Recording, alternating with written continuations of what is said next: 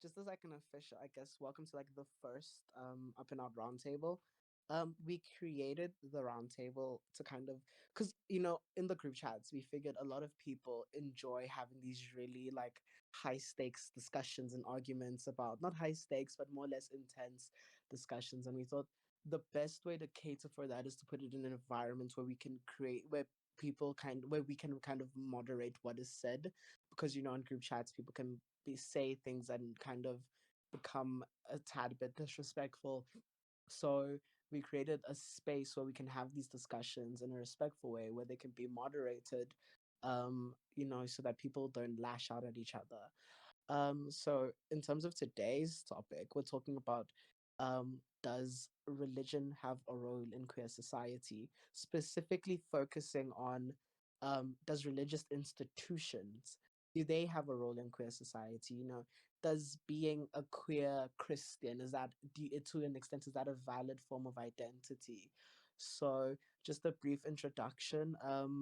We kind of, since not the beginning of time, because we can't go back that far, but for a very long time religion has been used as a weapon against the queer identity. And so for a long time, many queer people have left the church or have left religious institutions because of that weaponization of religion. And so the conversation today is, or the question I guess I want to ask you guys is, because of with religion kind of with people kind of weaponizing religion, does that religion is there a conflict between being religious and being queer? Is there an inherent conflict between the two aspects? Does anyone want to kind of comment on that, talk about it? You can unmute yourself if you like, just raise your hand and unmute yourself, I guess. Oh, Andrew, do you want to go over the logistics? Yes, I can do that now. Okay, so just so everyone is aware, we have a classroom bot on this voice chat. Basically, if you open the text chat labeled roundtable text, you can type in !hand and then either up or down to raise or lower your hand. Then Odinga and I will get a message saying that you've raised your hand, and then we'll say, okay, can so-and-so please speak. It's just an easy way to sort of keep everything not civil necessarily, but like easy to understand and not have 1,000 people speaking over each other. Yeah. So yeah, if you do thingy, please just raise your hand and I'll definitely just say, hey, you can unmute, just say what you need to say. But yeah, on the topic, like I saw in the group chats, one of the group chats that we're in, one important question was asked, and it's, well, can you be queer and religious? Because most religions weaponize themselves against queer identity. So like, what are your guys's views on the topic? Interestingly enough, there are some religions that demonize homosexuality and queerness, and I mean, Christianity is sort of the thing that pops into your head immediately, but there are a couple of others. But there are also religions, specifically Eastern religions, that actually not glorify, but they accept and sort of care for people who are homosexual and people who are queer. So, I mean, I did some Googling about this 10 minutes ago. Most of this is from Wikipedia, but it is interesting. Haitian Vodou is an African diasporic religion, and it was around from it's still around, but it sort of emerged between like the 16th and 19th century. And they have spirits that are specifically protectors of queer people. Like that is their role as spirits in the religion. Similarly, there's a Chinese deity, Tushen. It's a rabbit god, which I think is so great. Just just to establish that.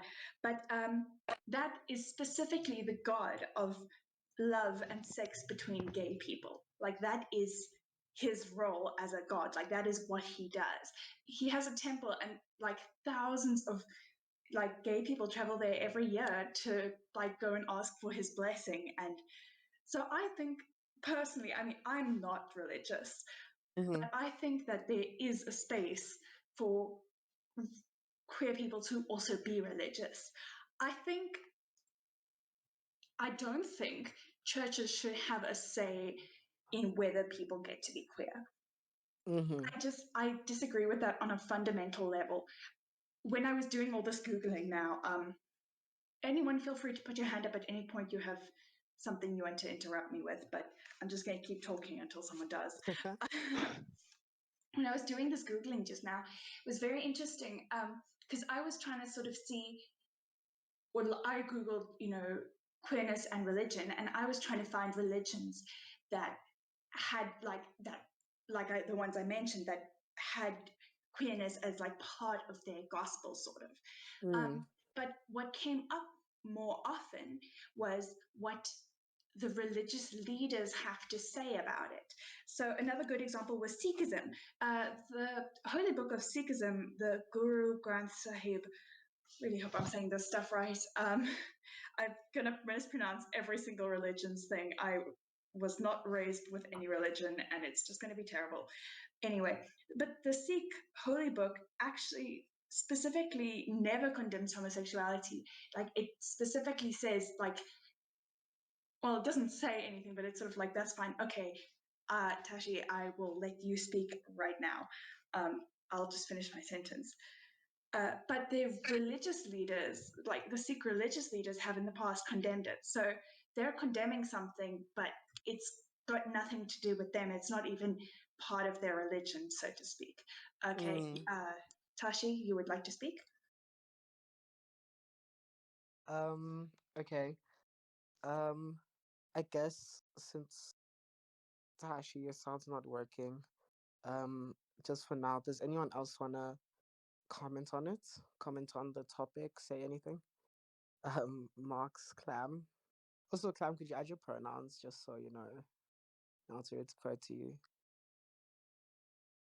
Um, but I think you raise a good point. You know, to an extent, I think, um, yes, I think religion definitely should not, dictate actively, um, how another person actively lives their life, or and how another person, you know, who they love. Um, some may argue, not argue, but I guess just to put in like another question, do you think then, like with religions that do condemn, being gay, do you think that there's like kind of what's the word? Like, do you think like you can possibly be a part of that religion fully if like, you know, you're doing the thing that religion actively speaks out against? I don't know if that makes sense. um, I catch exactly what you're saying, and it's really interesting. Like, think about. I mean, because mhm, to some extent, it would be not equally wrong. It would also be wrong of us to say you cannot be queer and Christian because certain. I mean, obviously, some churches, Christian churches, accept homosexuality, but like, let's go with mhm, like the ones that don't. It would be just as like we also have no real right to say, well, you can't be Muslim and bi, or you can't be Muslim and gay. Like it's the same sort of um, double. It's a double standard. It's us yeah. saying we are trying to like we don't want your church to tell us that we can't exist, but we want to tell you that you can't be part of our church and or part of your church and also queer. Yep, exactly. It's a very interesting thing to look at, especially because I was looking on the group, and I guess this conversation came up when I think one of the members was like, you know, can you be black and Christian? Because Christianity was a weapon. Christianity was a weapon, propagated during colonialization and like the slave trade. And I think it's in the same vein when people ask, well, you know, can you be Christian, or will other Christians recognize you as Christian? You know what I mean? Like in the same vein, religion can't say who you should love, but we can't tell people who they should believe and follow. It's a very interesting like dynamic. You know what I mean? Like Yes, Talisa. I think that Clam would like to speak. Yes, yes. Clam, please Hi, speak. my name is Clara, and Clam is a weird nickname my friends chose for me, and I never changed it on Discord. I'm sorry. It's Um, okay. I think to say that you can't be religious and queer at the same time is like borderline gatekeeping. Mm, I'm personally am a queer religious person. I mm-hmm, am Protestant. I've always been Protestant. It's the only thing I know, and I wouldn't imagine myself in a different way. And I think it's up to each queer person to like figure that out. So that each like queer person who's religious to figure out their own relationship with their own, I guess, deity. And because it's not between, for me personally, it's not between you and your church, it's between your God.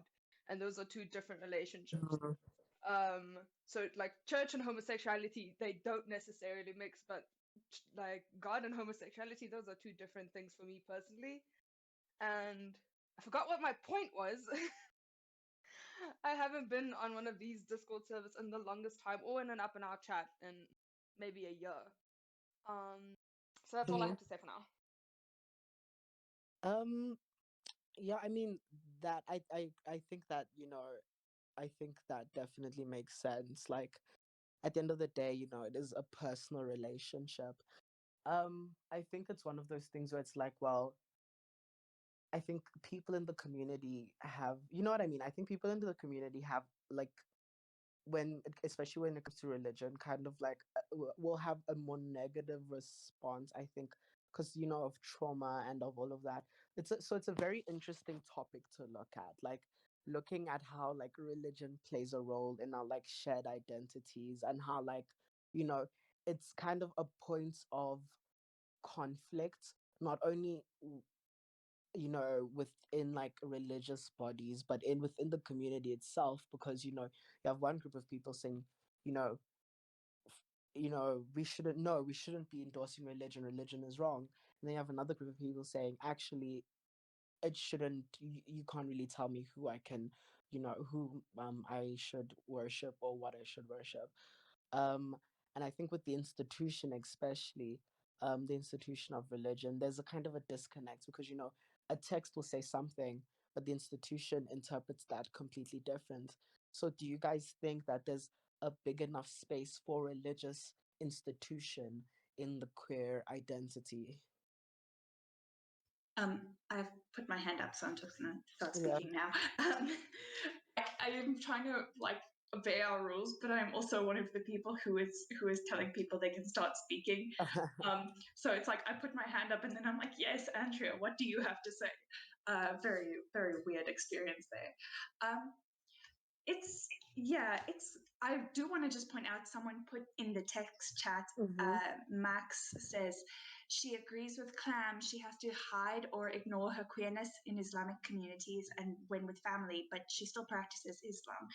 And the thing Mm. that's, I think, sort of what we are coming down to is I don't think that. I mean, I don't think you should have to hide your queerness when you are in your community. And I I don't think a church like, oh, welcome to, okay, someone either just rejoined or uh, sorted themselves out. So congratulations, Hmm. well done. But I don't think you should have to. I don't think your church should get a say in whether you are allowed to be queer or not. Yeah. Like you should be able to practice your religion and also be queer, and those shouldn't conflict. Hmm. Hmm. Mm. What do you guys think of? So, um, it's a very interesting thing. I think they shouldn't be a point of conflict, which is, I think, something, everyone here can agree on. I think it's just hard with the institutions and will. So do you guys believe the onus is on the institutions to change? That's interesting. I don't know whether the institutions can change. That's where it gets tricky for me. Mm-hmm. I want to say people can practice their religion and be queer, and I mean, that is what I say. I mean, I don't know why I'm saying I want to say it. Mm-hmm. I want to say it's for the next bit. Like, people can practice their religion and be queer, but the institutions aren't going to change. It would basically require that you. I don't know. I don't think the institutions can change. Clam, you would like to speak? Please go ahead. I'd like to disagree on whether or not institutions can change, because I feel like they have. We have, like in the past, you had churches who completely condemned things like divorce, and now divorce is quite normal in most churches. Half that church Yeah. population belongs to it, like some kind of divorced pair. Yeah. And it happens with a lot of different things that have in the past been issues and have changed. So the church, and not just Christian churches, but I think most religious institutions have the capacity to change, because they have changed with the times. It's what our world does. Mm-hmm. Some people like to, though some institutions like to cherry pick more and say these are the things we can't let go of, and these are the things that don't matter anymore because the world's changed. So I think it is up to each individual sect, church, religion, all those, every tiny space. It's up to them to make that change. But we've seen how more and more churches have not just become LGBT friendly, but I know of churches in Pretoria specifically that are like pro LGBT. Like it's a like a not a driving factor. It's an attracting force for people to come to that church. And because I think it's sad when people don't, or when churches don't incorporate queer people, because then you do drive people away, and that's kind of the opposite of the point of a church. You're Yeah. there to collect people, not to drive them away. So I think it's stupid for churches to not change with the times. Agreed. I can try my best. I argued, okay, as a quick summary of the last 5 minutes for the people who were having tech issues, Odinka asked whether the onus was on church institutions to change and to accept LGBT people, specifically the churches that don't currently. And I argued that I think the onus is on them, but I don't think that they can. I just think it took so long for like the most minor changes to come about, and there's so much bad stuff in some churches. But Clara argues that, and I mean, Clara is actually religious, so she might have a better idea of what's going on than I do. And she argues that she has seen churches change, and she thinks that they can change, and it is important that they do. I think that that's a summary of everything that was just said. I was also handling some technical stuff on the side. Okay, Clara's just said that the time factor is very valid, which is a good point, because the thing is, it took so long to just get divorce to be a valid option. And if you think about divorce as a concept, it's like, it kind of seems like, no, duh, that should be a thing, you know. Max says it's also dependent on the leader of the church. If the priest or imam is more open-minded and more willing to interpret the scriptures to be modern, then the community is more receptive, which is also a very good point. I've seen there are some Christian churches, I again keep falling back on that because the Christian churches tend to be very outspoken, but there are some that are pro-LGBT, and then there's like the Westboro Baptist Church, who picket pride parades. Tashi, did you want to speak? Awesome, please go ahead. And then just everyone remember to type question mark hand down once you've spoken, so that when you raise your hand again, the classroom bot doesn't remember that you already have your hand raised. Okay, can you hear me now? Yes, we can hear you. This is great. Okay, wow, okay. Okay, so I like sort of have a lot to say, Mm-hmm. and I don't really know where to start. But when I first like saw the topic, and I wasn't originally planning to like attend, but then when I saw, does religion have a space in like, does religion have like, okay, whatever the topic was, Mm-hmm. don't remember the exact words. Okay, but the reason I came is because I felt like I would bring a very different perspective because I can already see where the conversation is going. And Mm-hmm. I just knew that it would be like Christianity focused and like Mm-hmm. very Eurocentric in its religions that you guys would be talking about. Because to me, it feels like when people have these discussions about religion and Mm-hmm. homophobia, and they say most religions, when actually it's not really most religions, it's just Christianity. So, like, I just want to like start the conversation to like bring about the point that it's Christianity isn't the only religion, and Islam and Judaism isn't the only religion. Like there's African religions, there's um, Eastern religions. So, like Mm-hmm. the first point I sort of want to make is that in Islam, because I used to be Muslim, so like I know like a bit about this topic. Mm-hmm. So in Islam, uh, homosexuality is not really condemned.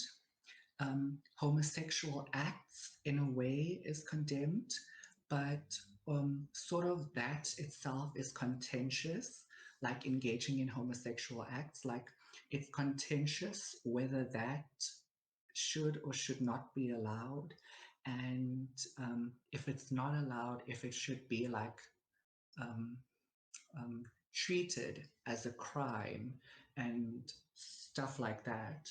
But generally speaking, in Islam, it's homosexual acts that are condemned and not homosexuality itself.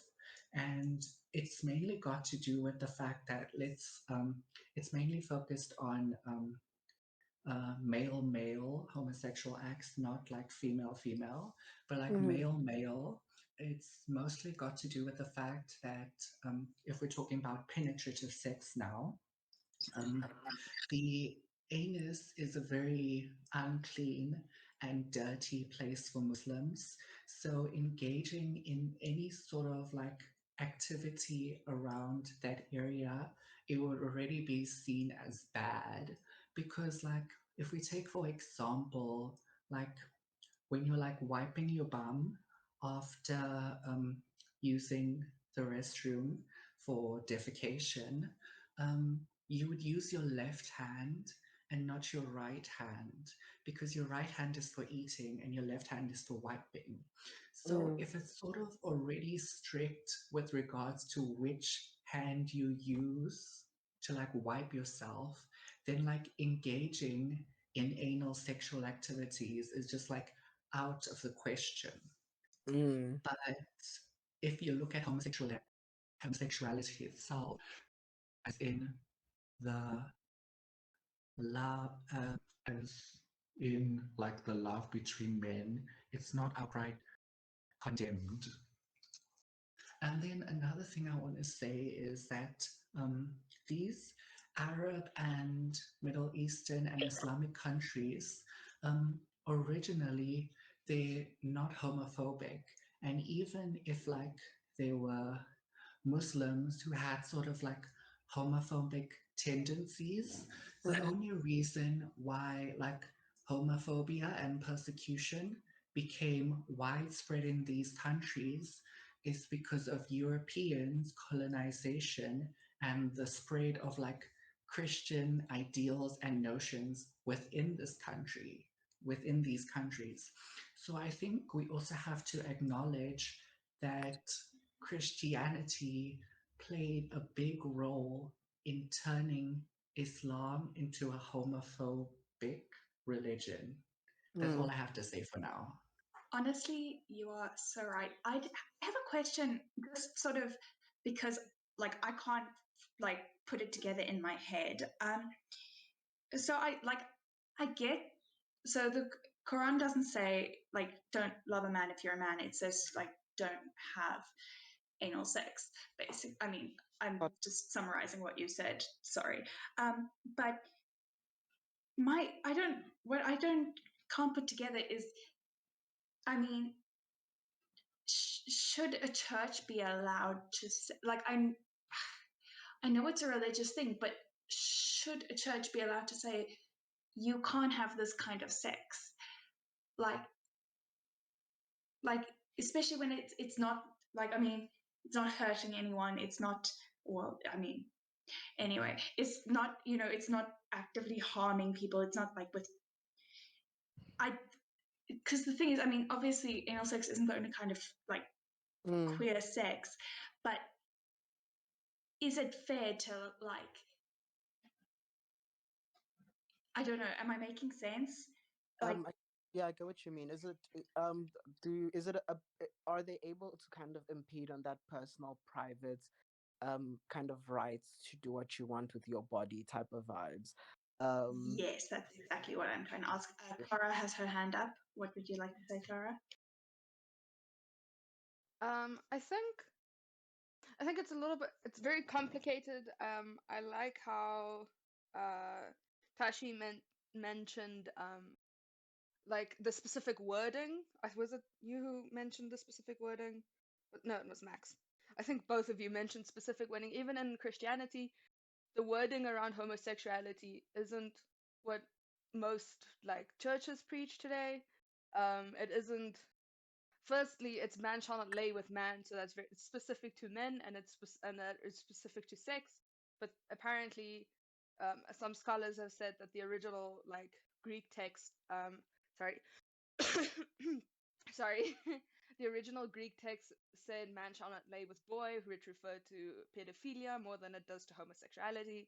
So there's all those like nitty gritty things, and then the only other part of Christianity that mentions or like you can relate to homosexuality is when they say that marriage is sacred between a man and a woman, but at no point does it say love between women and men are something that's bad. So you can go into all the smaller details. And with regards to are they allowed to say certain things, I'm like, and to a certain extent you are allowed to say what the Bible says if you say it accurately. You can be like, this is what the Bible says, or this is what the Quran says, or mhm, whichever other book you're reading. But it is not your place to enforce that. At no point in in Christianity is your priest or your neighbor or your fellow Congress person. No one is allowed to tell you this is what you're allowed to do and what you're not mm, allowed to do. You're just allowed to say this is what the book says, but you're not allowed to condemn people. And I think mm, there's a lot there's there is gray area, but there are also lines that are not allowed to be crossed. mm. I understand that, and I think it goes back to the idea of institution. I think I like what Tash said about there's not only Christianity, well, Abrahamic religions, um, and I think that it does, play a big role. And I think that, a lot of a lot of homophobia that has kind of been passed on to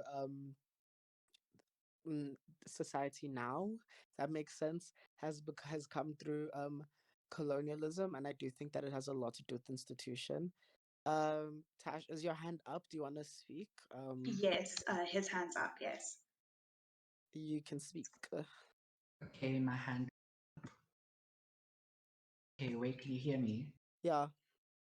Okay, so touching on what you just said now Mm-hmm. about um, Abrahamic religions not being the only one, what I wanted to say is that I've been doing a lot of research into like medieval Japan and pre-medieval Japan. Yeah. And I forgot the name of the like religion or like the philosophy and the beliefs that they followed.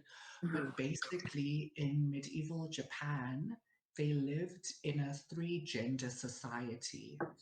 So what it was women, men, and the young boy gender called wakashu. And the best way I can describe it is like it's just a third gender. Like if you're born male, you would be a child, and Uh-huh. then you would be like a wakashu, and then Mm-hmm. you'd sort of like graduate into an adult man. Mm. And then on the female side, it'd just be like a girl child and then a woman. But what this essentially was, this wakashu was like um, an apprentice for like an older man. So like Yeah. an older man would become a mentor for this wakashu, and basically this situation entailed the older man teaching this young boy like sword art, um, visual art, and then they'd also engage in like romantic and sexual relations. And I feel like I wanted to note this again, is because, like, oh my gosh, I'm probably going to offend some people, but I really dislike Christianity because homosexuality was sort of like seen as completely fine. Like, basically, everyone was homosexual in like medieval Japan, but it wasn't really homosexuality because like homosexuality like wasn't considered a thing.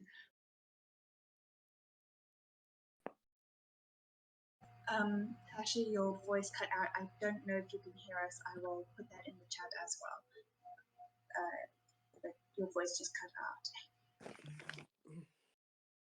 That's yeah, I agree. I mean, I think in terms of the Tashi raises a good point in terms of, how Christianity through colonialism has well, not even only Christianity, but just a lot of the Abrahamic religions through colonialism have kind of, you know, put this in there. And I think when we talk about institutionalized religion, a lot of the times we reference Christianity because, it's one of the big three in terms of like overall population sizes. Um, that being Christianity, Islam, and Hinduism. Um, so yeah, which is really interesting. Tashi, are So you back? no, he left. I think he's going to come back in a second. I have some interesting points. First, I Mm-hmm. just quickly Googled the Wakashu thing he was talking about, just so we Mm-hmm. can clarify what it was. It was in the Edo period specifically used, which was pre-1868, which is wild. Again, like it's so long ago, and it was sold Mm-hmm. for boys between the age of like 5 and 10, which is it's a very fascinating thing. Like Mm-hmm. that's very interesting. But also, when he mentioned it, it reminded me. Interestingly enough, there in Hinduism there is there is a third gender. Like Hinduism has man, woman, and Hijra, which Yeah. is like a third gender. And the thing is, people who identify as Hijra are not being treated very well in Hindu countries at the moment, or countries where people practice Hinduism. Like which is a very like it's a shame, especially in India. It's like Hijra people are really struggling, but like it's fascinating that there are religions that just had like queer people as like part of the religion, and it's similar. Like Native Americans, different tribes had different genders and different Mm. sexualities, and it's really a shame that that we sort of wiped that out. Yeah. And that's another reason that I don't know that I feel that like religious institutions have a space in queer society because they did. They either helped wipe out some of those queer people that already existed, Mm-hmm. and those queer identities that already existed, uh, or they are now marginalizing those same queer identities. Adinga, your connection's a bit fuzzy. You keep breaking up weirdly, just Okay. so you're aware. Thank you. But yes, it's a very interesting thing, and I wanted to mention the hijra because the third gender thing as part of religion is fascinating to me. I mean, like, I really wish it was more common, especially because, I mean, I think Christianity was sort of the, yes, Clara, you're right, Pacific Islands also had similar concepts around gender. I think Christianity was sort of the group, the thing is, it was the missionaries who would come in and then sort of, put forward their opinions as, and so they sort of started enforcing the man woman gender binary and stuff like that, and it's really it's a shame in my opinion, and that's sort of why I feel a bit iffy around the concept of religious institutions having a space in queer society. Okay, I had stopped talking, but then everyone else was muted, which was unexpected. So I guess I'll just continue. Oh, hectic. I really thought I was, I thought I was muted, and I really went on for a good 3 minutes. I was like, I'm going to stop talking now. And then it was just silent. And then I checked the list of names and everyone's on mute. And I was like, okay, well, guess I have to find something else to say now, even though I felt like I wrapped that up very well. Do you have something to add, or can I? I was saying that it's interesting how what gender is. I mean, what gender has been perceived as has been different throughout the world. Even Native Americans have two-spirited persons, and all different concepts. Even I think Maori people also have different concepts on gender as well, and I think it just shows the kind of it not shows, but I think it raises an interesting question of taking in the history of the bigger ethno religions, what do you call it, the the taking in that history. How do we move forward? You know what I mean? How do we find a place in our society for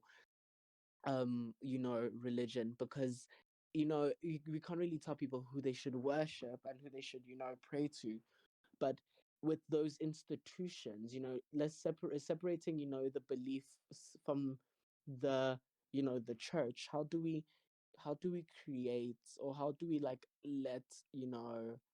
these institutions exist in our in our society, in our queer society? Anyone? Okay, I've put my hand up, so now I'm just going to speak because I'm again like, yes, Andrew, we'd love to hear what you have to say. I don't think it's so much about, I don't know, I don't feel like it's about letting. I know that I have said, and I continue to say, that I don't think religious institutions should have a space in queer society. And the thing is, there is an intersection between the identities of religious or your religion and your sexuality or your gender. And in a weird way, I think that institution, that intersection needs to actually fall under the institution and not under queer society. So like I said at sort of the beginning of this, the onus is on the institution to take in, if you want to be a religion with, I think, I'm not sure, but I think most popular religions at the moment are like forgiving religions. Again, someone please yell at me if I'm wrong. But most of them have loving gods. I don't think that there's really any religions that have hateful gods, although there's debate around that. But if you want to say,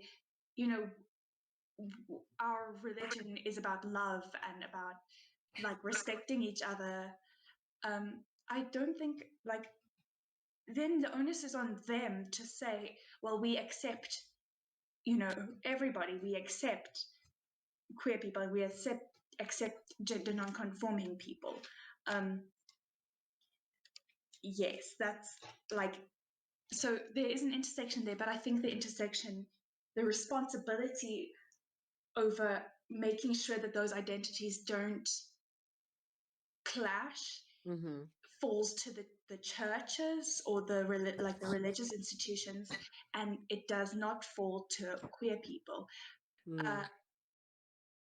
Okay, cool. Yeah, it's really interesting. I think, a lot of I think a lot of people, kind of go in, some people kind of think, well, I have trauma associated with religion, and so then they think to themselves, how can I let this institution that's traumatized me exist? I think there's a very big intersection and a very big, what do you call it?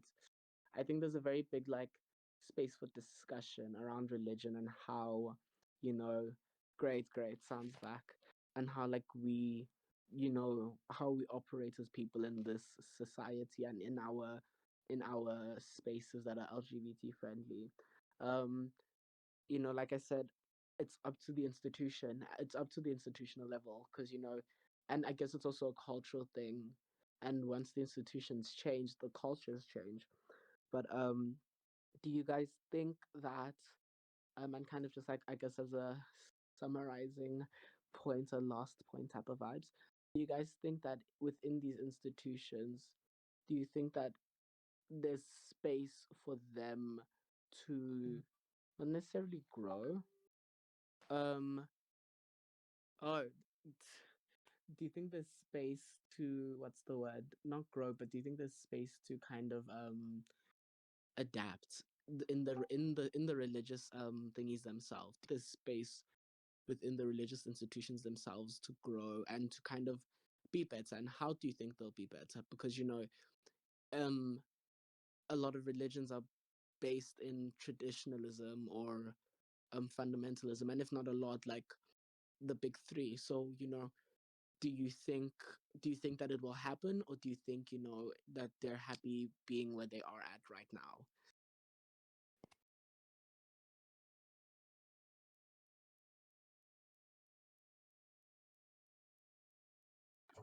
I keep preaching to people to put their hands down on the classroom board, and then I keep not doing it.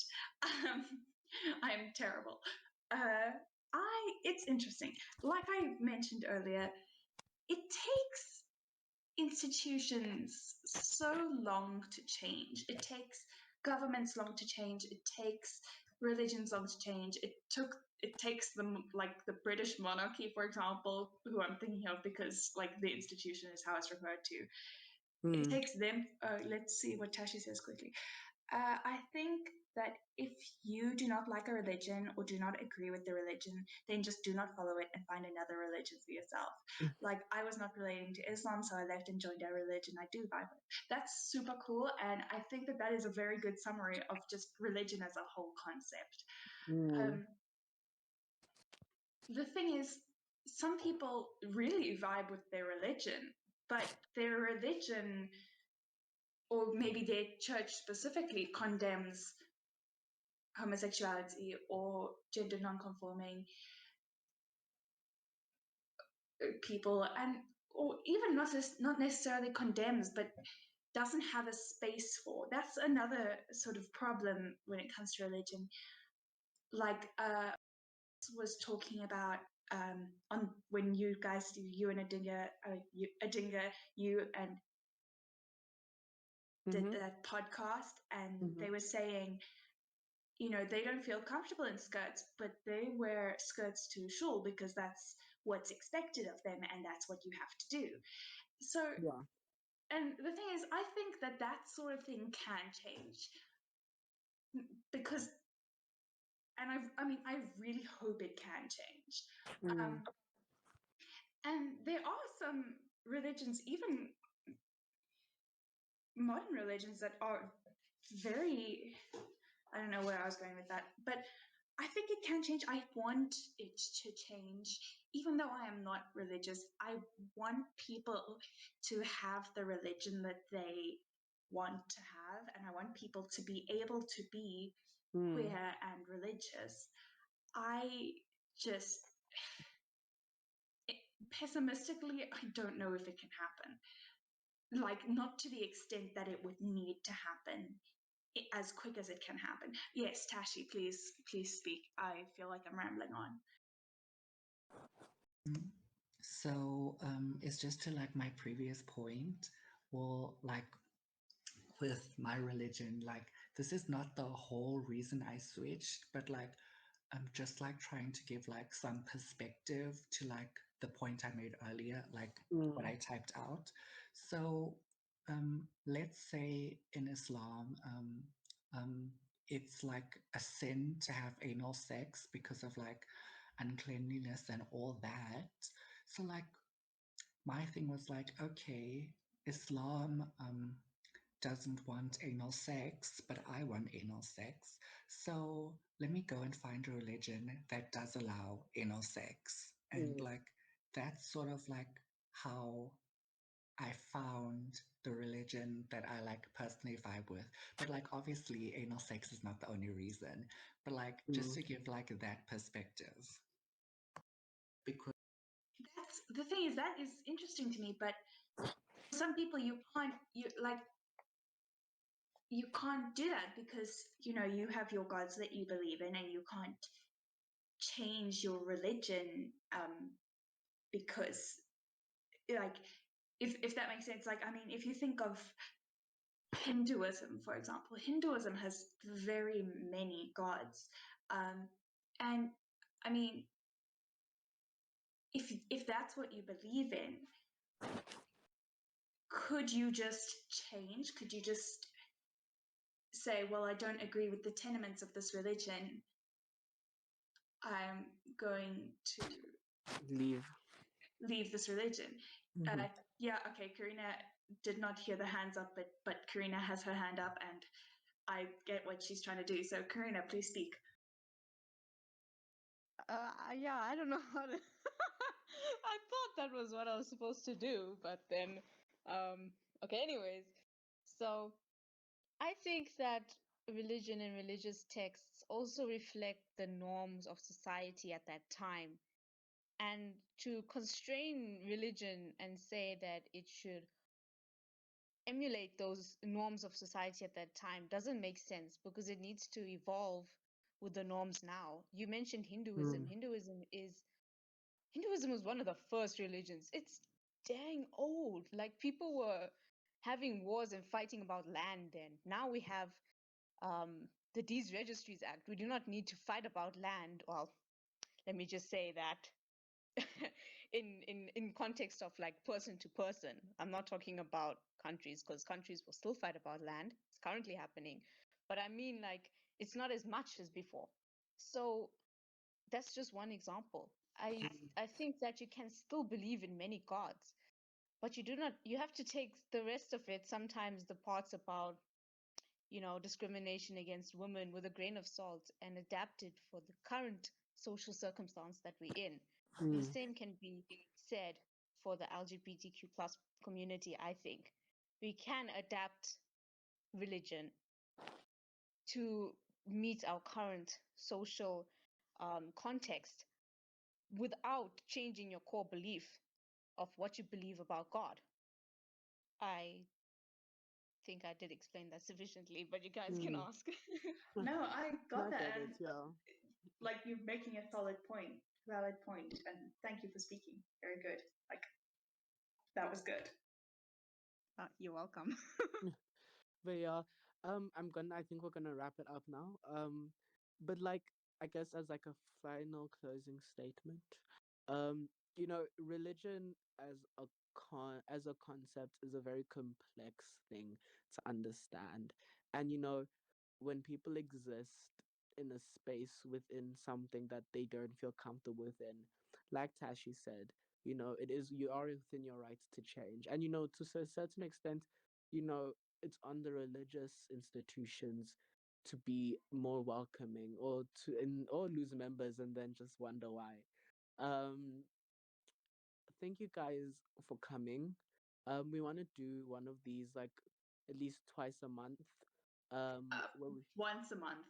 I Once think a we month. said. Once a month. Sorry. We cannot do this twice a month. It'll break me. Once a month. Just to clarify that. Thanks. Want to do it at least once a month. So in May we will be having another one with another juicy topic. If you guys have any suggestions for topics, please please message it to anyone on the EC privately. And yeah, thank you guys for coming. I think your opinion, your perspectives definitely have, you know, what's the word? Have enlightened me, and I think will enlighten many other people. Thank you guys so much for coming.